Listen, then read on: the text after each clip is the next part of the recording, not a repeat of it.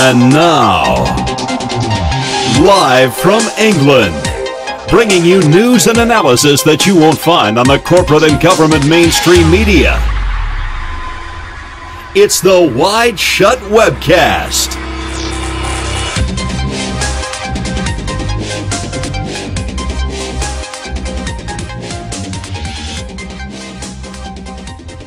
Get your flip-flops and socks on, cause summer is finally here. Yes, hello again everybody, welcome back to a new episode of the WideShut Webcast on FTP Radio. The websites are wideshut.co.uk and flippingthepyramid.co.uk. As always, I'm your host Keelan Balderson. For the next hour, we're going to be talking about current affairs without the spin of the corporate or government-backed mainstream media. The mainstream media just aren't being honest, and we're hopefully here to fill that gap here at Flipping the Pyramid. Whichever way you're listening to the show right now, it is available on YouTube. We're on iTunes. You can get a regular MP3 download. There's a streaming flash player. Just go to wideshut.co.uk. On the front page is all the ways you can listen. And we're now also on Stitcher, which is a popular mobile app for podcasts.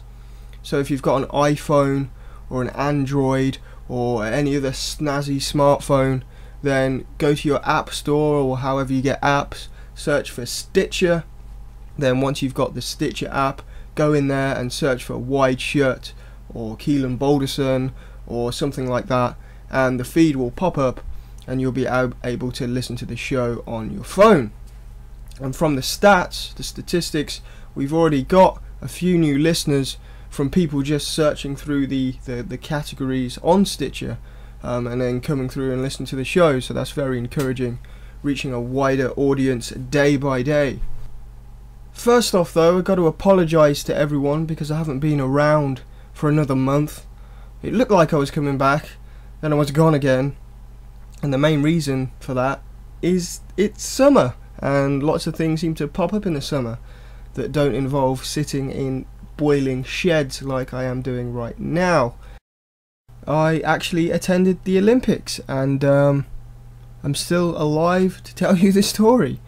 I happened to be in London the day of the opening ceremony because I was flying back from holiday that day.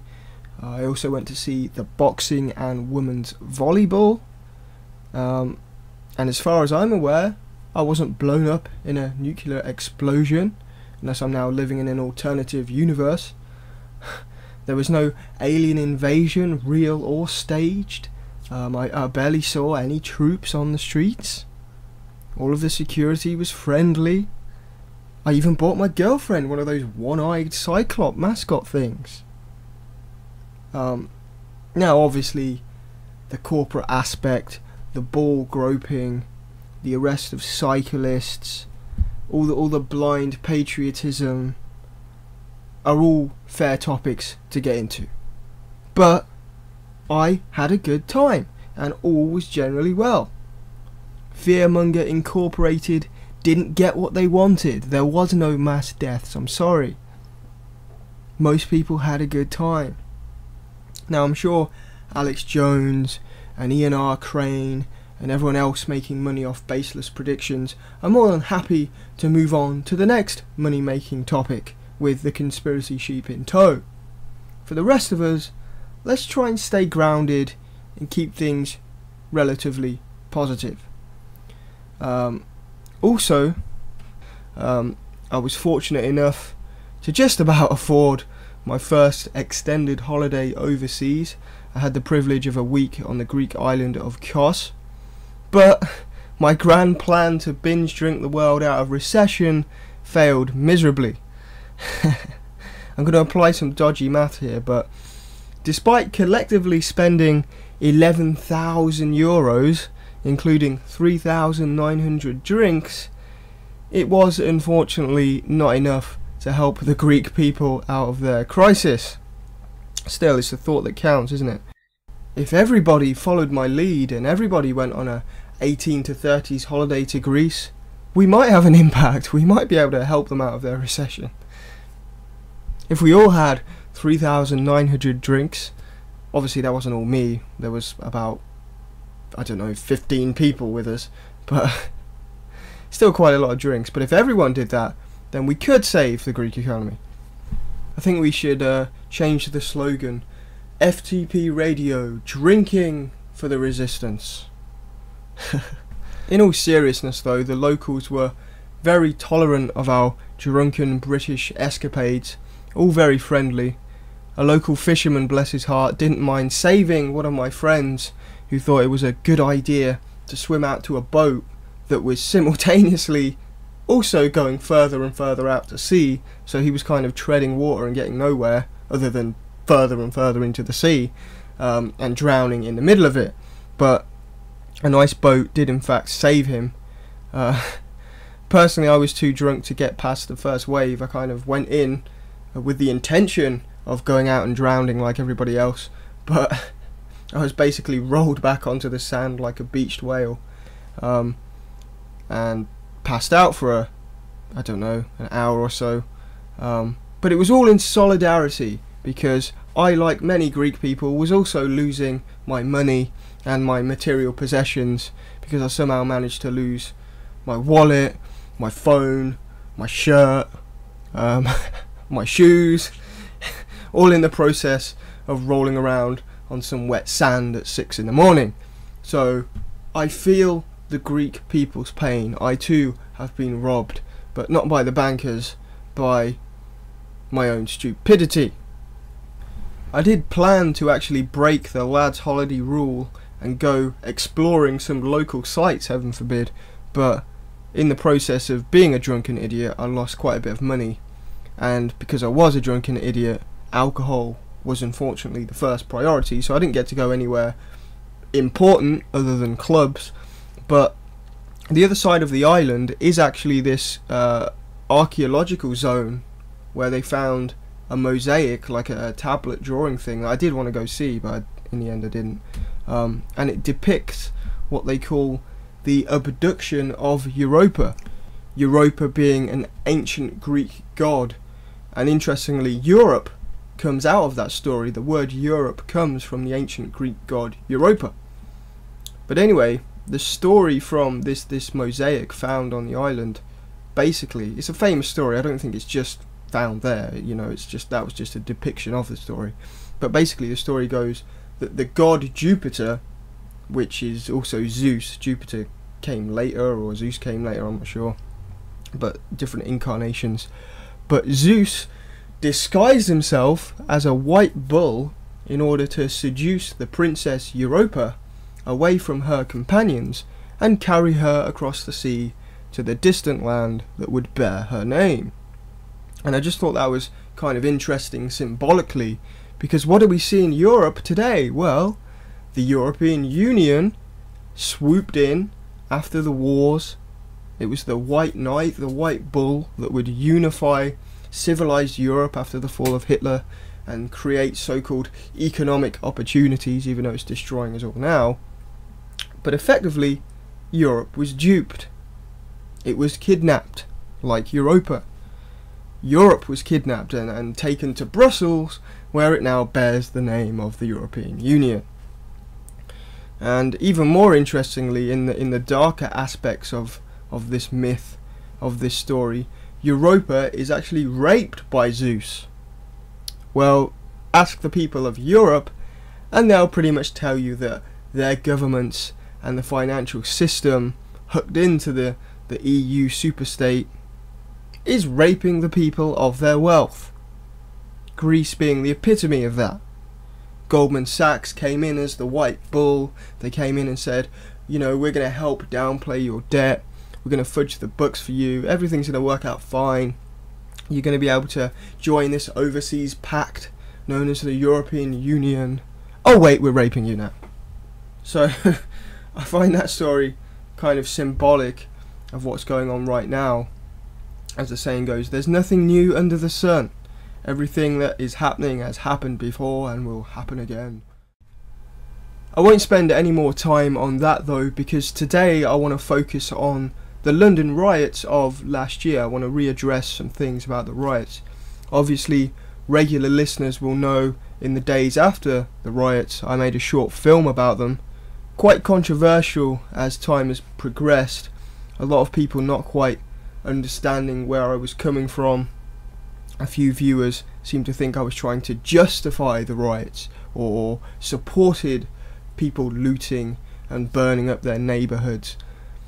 No, that wasn't my intention. My intention was to say, look, these riots have happened. Instead of being a grumpy grandad Tory, you know, oh, the scum, let's lock them up and throw away the key, they're just scum, there's nothing more to it. I wanted to explore the environment and the reasons that caused the riots. It's all good reacting to them in an authoritarian manner to stamp out dissent, but that doesn't get to the root of the problem as to why there was dissent. So when I brought up things like cuts to youth services in the areas where the riots took place, when there were locals talking on camera who were talking about a lack of opportunities and a us versus them culture with the police, you know, there's all these things. I'm not saying that makes it acceptable to riot. I'm just saying it is what it is. These are the social issues that played a role. You can't ignore them. But over and over on YouTube, the same comments keep coming up. Overall, it was a positive response, mainly thumbs up. You know, it's only like 2 or 3% that came in with so much anger, and I'm like, whoa, just step outside the emotion and realise that there's such thing as cause and effect. The sun rises in the morning, plants photosynthesize, plants grow. Oh, you motherfucker, you're giving excuses for those plants to grow. They just want to grow because they're scum. You know, it's not the sun. Well, yeah, it is the sun, whether you like it or not. That doesn't mean we shouldn't weed our gardens, but we can't blame the weeds necessarily. But anyway, I thought I'd bring this up again today because it is the year anniversary of the riots, and because I got a chance to watch the BBC's documentary on the riots that they initially didn't want to air, and then they did air it. And I think in many ways the BBC film has vindicated my film, because they're actually very similar in some aspects. But I've obviously also got some criticisms and some talking points I want to get to. So we're going to go for a quick break, and when we come back we'll be getting into the BBC documentary, The Riots in Their Own Words. That's what it's called. You can get it on iPlayer and stuff. So I'll be back after this quick break to get into that. Drums, please!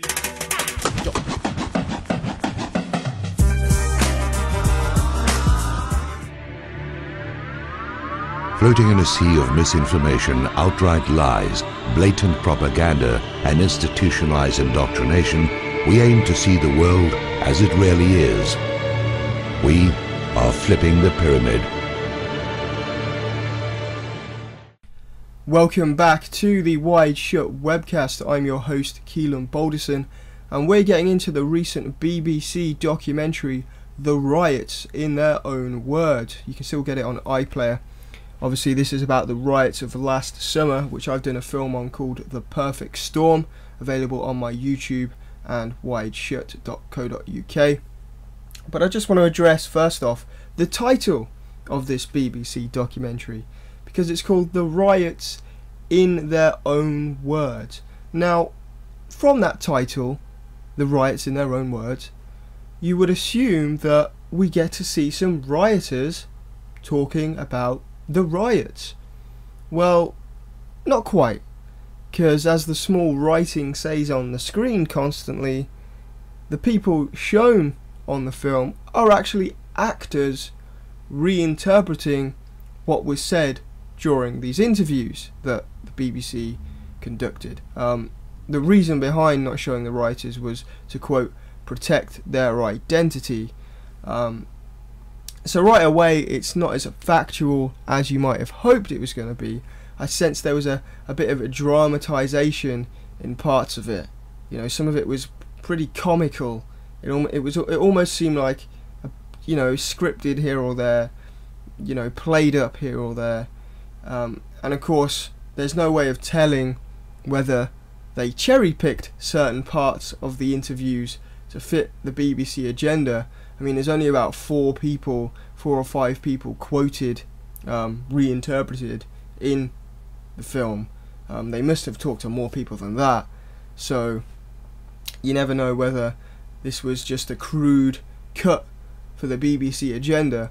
I mean, in one part I found it quite funny.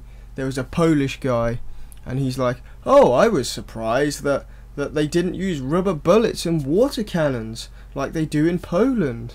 And I was like, indeed. Maybe our government would like to use rubber bullets and water cannons. Maybe that's why the BBC decided to cut it in there. Or maybe I'm just going conspiracy theorist on everyone, I don't know. So I do think there was some editing going on there. They also seem to dance around or ignore certain aspects of the riots, which I feel were quite fundamental to getting to the truth of what happened.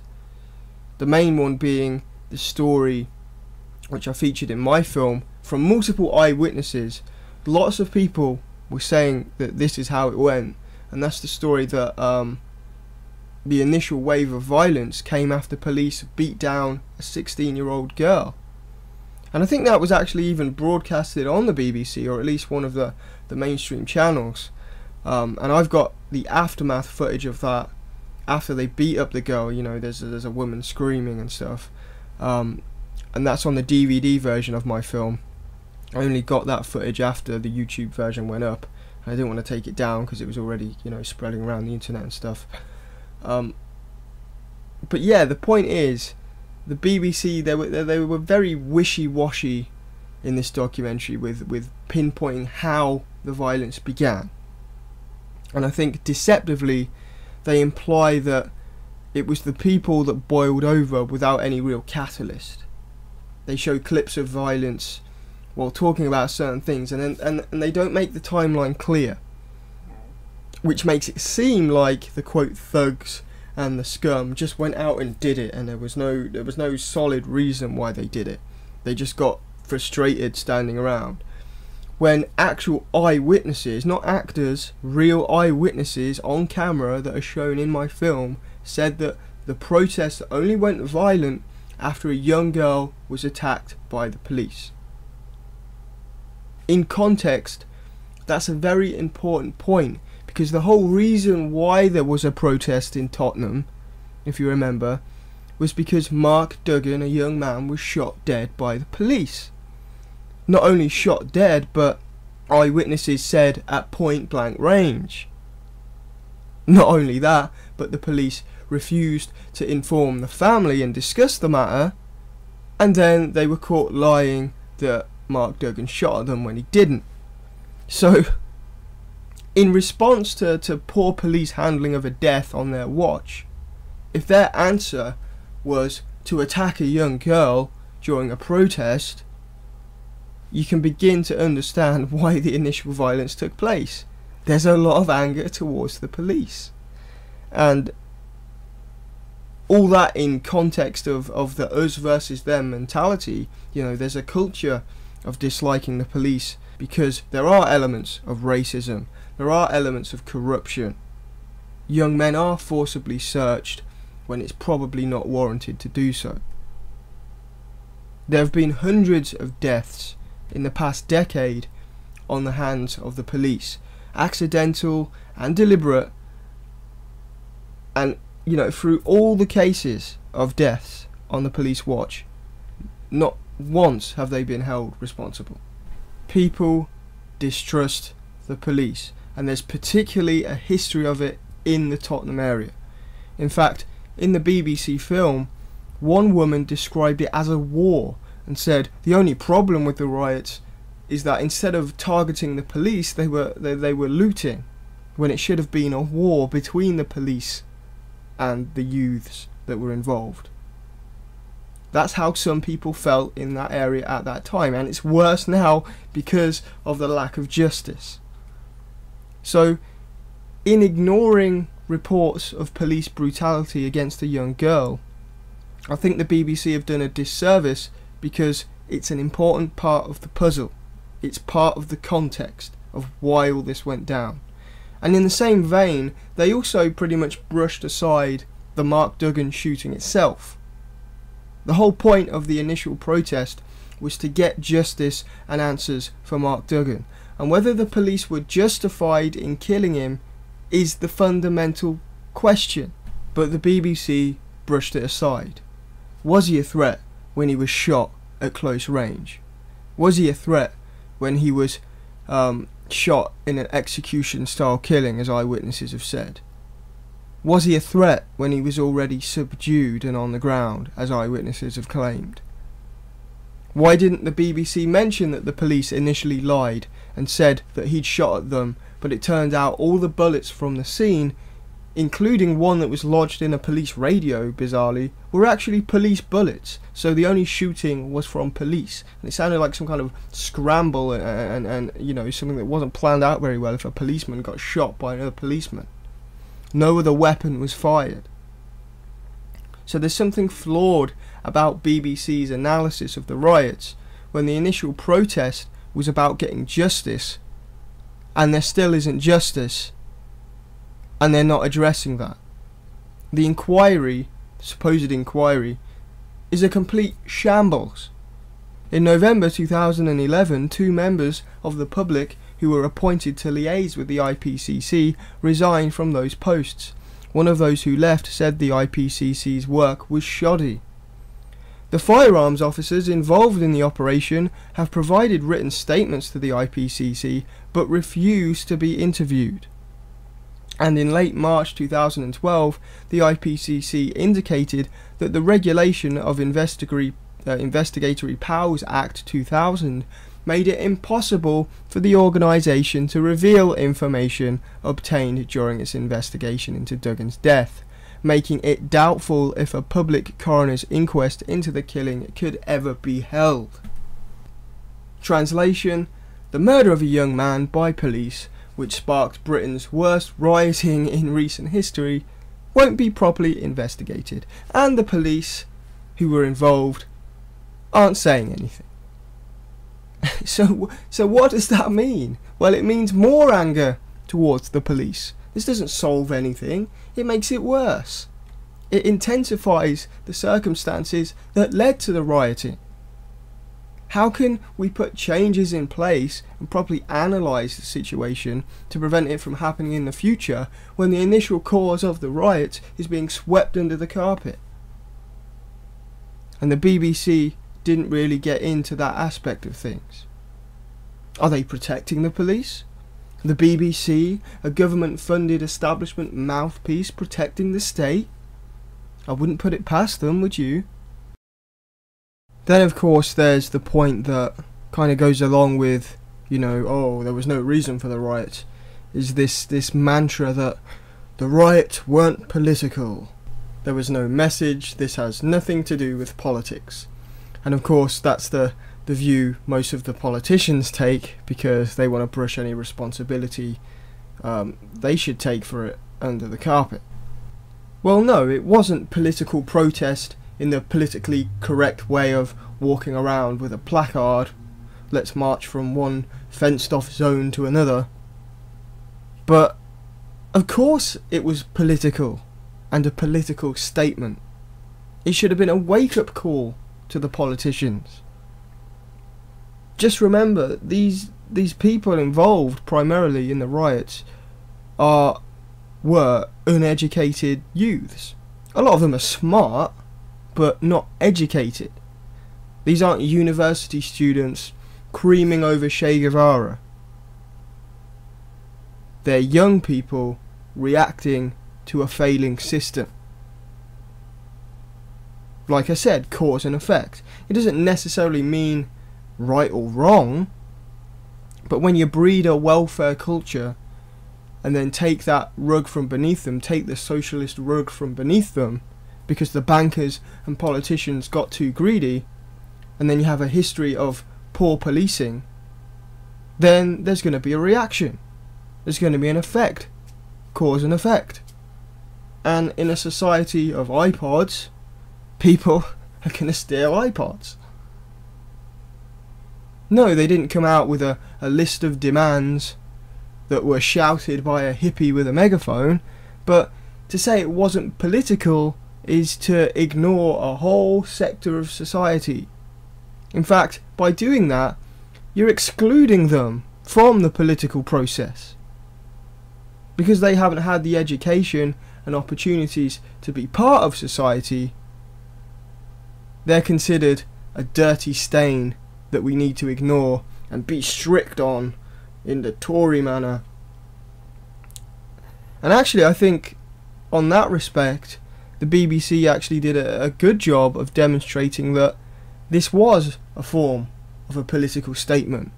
Maybe not necessarily an overall conscious one, but it's still a political statement nonetheless. It was a power play. It was about the people, for once, taking back control of their lives. It may have been reckless, it may have been spontaneous, and it may have been destructive overall, but it still had that air of the people fighting back against the system that's been stomping down on them for many, many years. And here's some snippets from that BBC documentary to kind of illustrate that. Have a listen to this. When we seen everything's happening in Tottenham, everyone just clicked and said, yeah, this is our chance. Fuck up feds and do our thing, basically, do what we had to do, cause mayhem. Because it felt like we was on a leash for years. Yeah. And it felt like we've come off that leash and we just responded in that way. You don't get to run riot like that every day. I actually been waiting in one of the shops, right, you know, like, took a load of cigarettes and I actually give it to the people when I came out. I actually give it to this old woman and get one packet for myself, pack 14.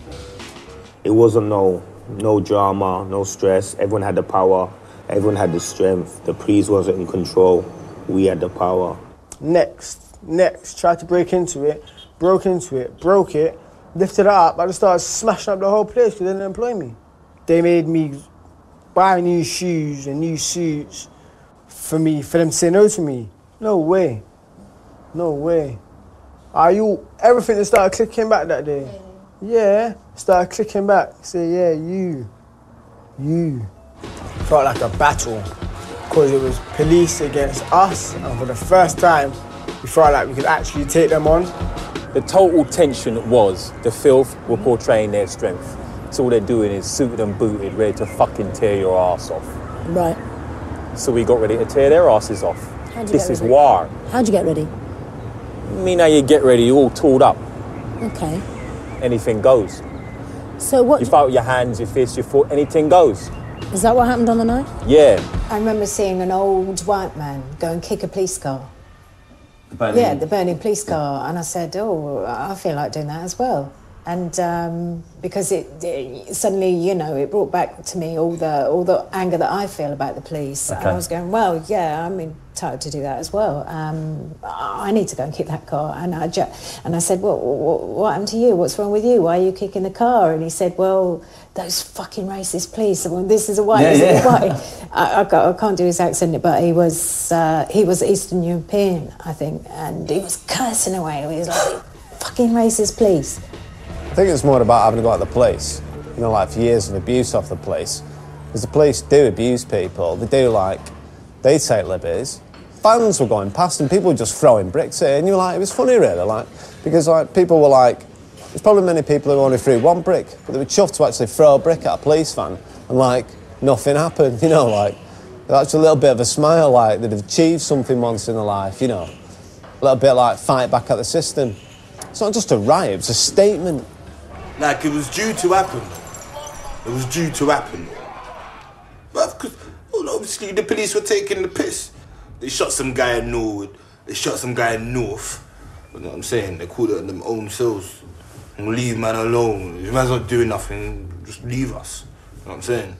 Stop harassing us for no reason. Let us sell weed, man. Police drive past us estate, you get me, and look at us, you get me like we're rats in a lab, you understand? You get me like, come look on us, you get me like we're animals in a zoo and all that, you understand? When we're normal people just trying to make a life for ourselves, when there's no opportunities out here. Opportunities like? more job opportunities, no apprenticeships for the youth then, you understand? You get frustrated, innit? That's why the riots happen, innit? You get me? You're not only seeing black people rioting, you're seeing all different ethnicities rioting, because we're all going through the same pain. The next day you're seeing on the news, JDs, you see middle class people running in the shop, because we're all going through it, not just black people. Everyone's going through it right now, you understand? And that's just what it is. Why are you going to raise tuition fees to put more people on the streets? That's not right. How many protests have we had, this country had, and nothing's gone our way? And then when we turn to violence, what else are we meant to turn to? We're meant to chill there and speak quietly and say, you know what? Fuck this. We'll do it our way. It was like Demolition Man. You seen Demolition Man? No. Well, there's a higher class and a lower class. And the lower class gained the power. That day, we had the power. And we'll leave it there. So, the riots weren't political. Maybe because the politics you believe in is causing the system to fail and you want to sweep it under the carpet. If you want to check out my film on the London riots, go to wideshut.co.uk or just Google Perfect Storm, the London riots. If you want to support what I do, then you can get a DVD copy with a few extra bits of footage on there if you go to wideshut.co.uk/donate. And we'll be back after this quick break with the New World Order quote of the week. Don't go anywhere.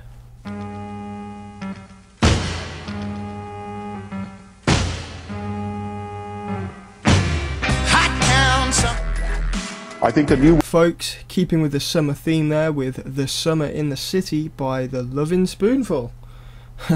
It's time now for the New World Order quote of the week, the part of the show where I pull a quote or a news article that mentions the term New World Order or global governance, or, you know, along those lines.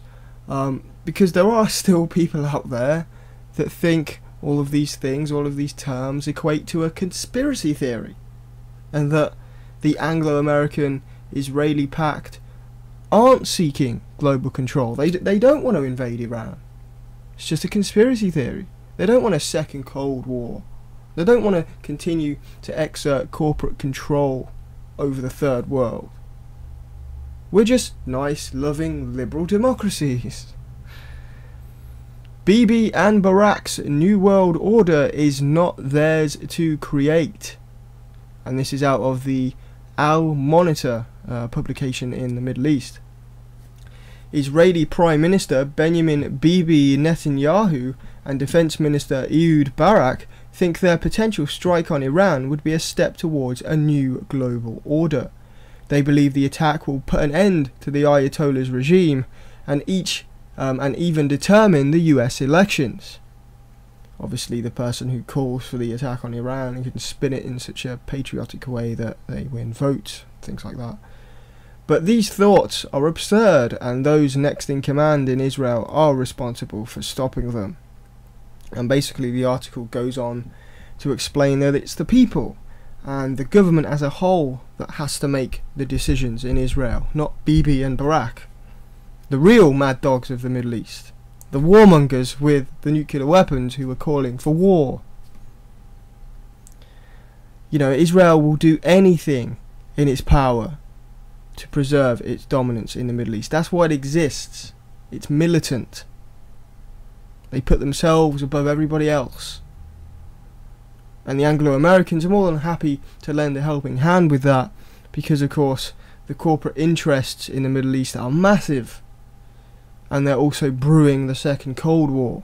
You know, they want to get to Iran, they want to get them out the way, and they want to move up to the Russian border, more or less, to say, look, we own the shit, Russia. You know, your time's over. And we've been over all that many, many times on the show. Other New World Order headlines this week that we could have got into. There's one here. Understanding the Eurocrisis, interview with UKIP leader Nigel Farage, and this was an interview in the Washington Times. I'll give you the link for that. Farage obviously understanding the loss of liberty that Europe has gone under thanks to the EU, and he's basically warning the US of the same thing. Speaking of what he calls a centralisation of formerly democratic national powers into an autocratic, bureaucratic, unaccountable authority in the EU, Farage warns that the same big government trends are dangerously at work all across the world. They don't call it a new world order for nothing. If Americans do not wake up to this danger, Farage says, they too will be submerged in a mudslide of utterly unaccountable global governance. So be sure to check that article out. Before we go today, I also want to get to your questions and comments. Each week I'll pull something from the YouTube or Facebook or from the website and address those comments. This week we're going to go to long-time WideShut supporter Tony Dye. I made a post on Facebook that was skeptical of this latest Julian Assange media storm, the whole trying to flee to a different country thing, to seek asylum or whatever. And this is what Tony Dye wrote on Facebook to that post. He says, "What kind of evidence you got against Assange? It's something I need to look into." Well, to be honest, I don't have any empirical analysis of Julian Assange. I don't have the documents that say he's a Mossad or CIA agent or whatever. But for me, it just boils down to common sense. We should be wary of somebody like Assange, or at least how his organisation WikiLeaks is exploited by the system. In my opinion, he's kind of been pushed on that pedestal as the new left hero. He's the face of the protest age. He was wheeled out in front of us when we were at the Occupy London, the first day of that. He was wheeled out and he literally threw sweets into the audience, reminiscent of the Pied Piper, and everyone was cheering, "Oh, Julian Assange, sweets, yay." He's the celebrity face of the growing counterculture, and that's the problem. He's a celebrity. There's no substance to it. You know, let's be logical about it. Julian Assange is not the one hacking computers and getting important files. Julian Assange isn't on the front lines like Bradley Manning doing the leaking. Assange isn't answering the phones or running the WikiLeaks website. He's a character. He's the front man for the PR machine that he represents. He's the face in all the newspapers. And let's not forget, he's admitted to holding back information. The media cherry pick out of his stack what they want to present in the media. So really he's completely ineffectual. Why is it that loads of the cables were about Iran and all the headlines were about Iran, when we actually know, if you look for the evidence and you go over the facts and the history, Iran is not pursuing a nuclear weapon, and there's no evidence that they have a nuclear weapon. But thanks to WikiLeaks, that was, you know, the propaganda was re-pushed for a few weeks in the news cycles because world leaders were talking about Iran, and he leaked these cables. Why did he leak those cables? Why did he allow the media to leak those cables? Where are the proper leaks about Mossad or the CIA or the deep workings of American politics? Assange called 9/11 truthers annoying.